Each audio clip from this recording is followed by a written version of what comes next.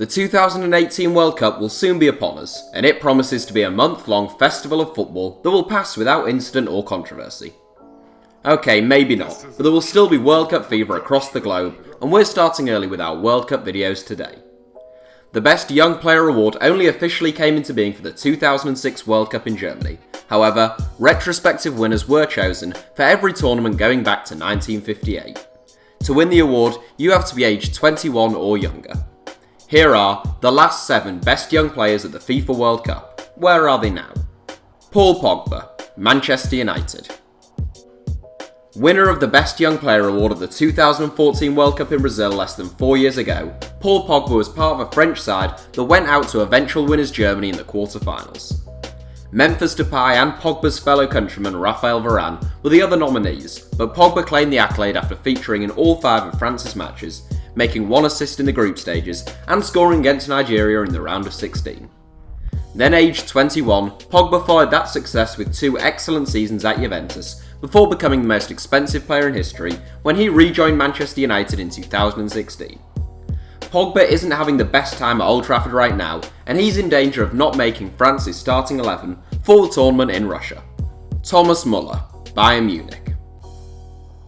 A thoroughly deserved winner in 2010, Thomas Muller won the Golden Boot with 5 goals and 3 assists at the 2010 World Cup, aged only 20.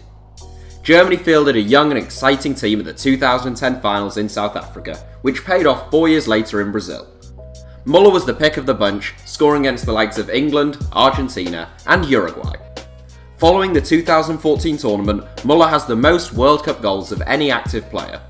Now aged 28, Muller has been in the Bayern Munich first team for a decade, where he has won 6 Bundesliga titles and a Champions League.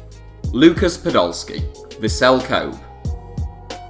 It was another German who won the Best Young Player award in 2006, as only Miroslav Klose scored more goals at the World Cup in Germany than 21-year-old Lukas Podolski.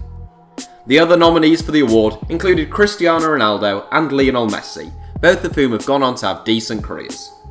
Podolski took the crown though, having scored a brace to help Germany beat Sweden 2-0 in the knockout stages, and having scored one of Germany's penalties in their victorious quarter-final shootout against Argentina.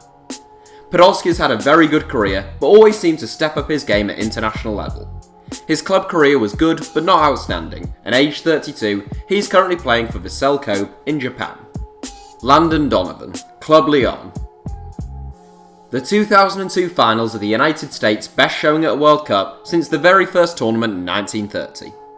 Landon Donovan may have become something of a poster boy for American soccer after the tournament, but before it, he was a 20-year-old who had flopped in Germany and had just about done enough on loan at San Jose Earthquakes to make the squad.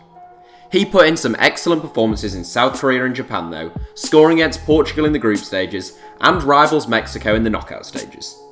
Now aged 36, Donovan came out of retirement after 2 years out of the game in 2016, and he signed for mid-table Liga MX outfit Club Lyon in January. Michael Owen, retired.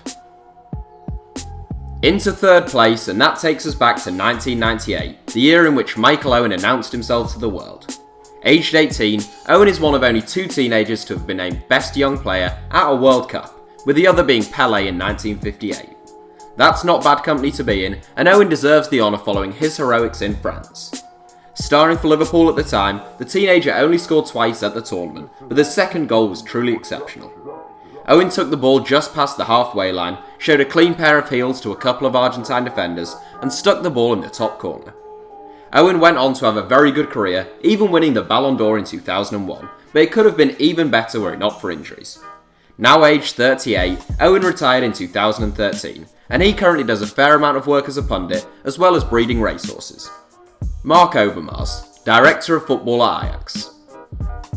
When reflecting on great footballers of the 1990s, Marc Overmars is all too often overlooked.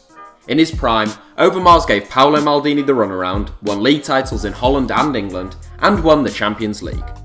A brilliant left winger with searing pace and real quality on the ball, Overmars was already a star in Holland when he went to the World Cup in America.